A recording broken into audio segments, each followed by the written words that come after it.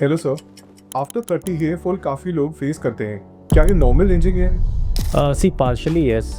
Hair loss के multiple causes हो सकते हैं, जैसे न्यूट्रिशनल कॉजेज़ हैं, आपके एंड्रोजेनेटिक एलोपेशिया वाले कॉजेज़ हैं जिसमें हार्मोन्स आपके रोल प्ले कर रहे हैं, जेनेटिक्स आपका रोल प्ले कर रहा है, या फिर prolong illnesses can also cause hair loss.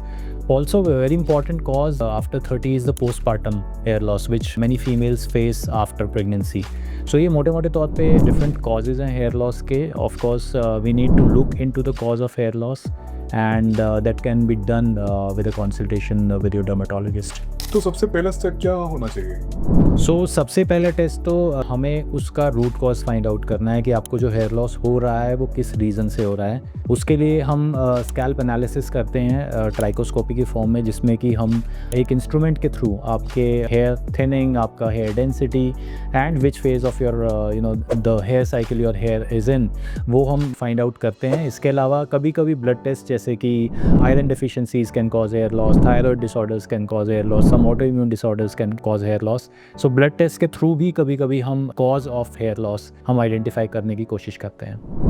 And the treatment sir? Treatment depend करता है कि आपका क्या डायग्नोसिस है. जैसे androgenetic alopecia, which is one of the most common causes of hair loss after 30, उसमें हम मेडिकल थेरेपी के साथ स्टार्ट करते हैं ट्रीटमेंट, जिसमें आपका minoxidil, finasteride, some multivitamins, hair serums, peptide based hair serums can be included, and if you have some additional nutritional deficiency, so उन चीज़ों को हम करेक्ट करते हैं.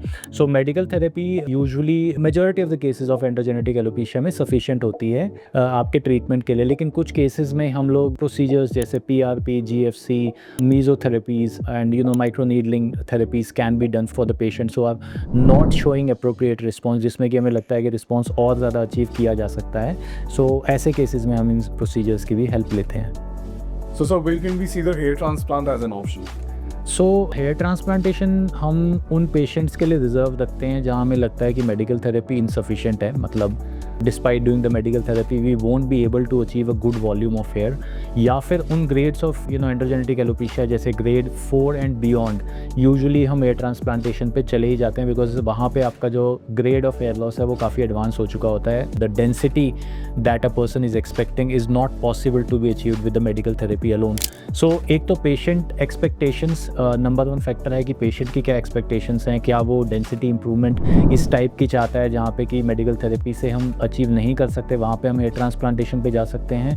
या फिर जहाँ हमें जिस ग्रेड में हमें लगता है कि मेडिकल थेरेपी काम ही नहीं करेगी, जैसे ग्रेड 5, ग्रेड 6, ग्रेड 7, जहाँ पे हमें लगता है with medical therapy even if you are doing the procedures the kind of density that we want to achieve won't be possible, उन केसेस में हम लोग हेयर ट्रांसप्लांटेशन ऑप्शन रखते हैं.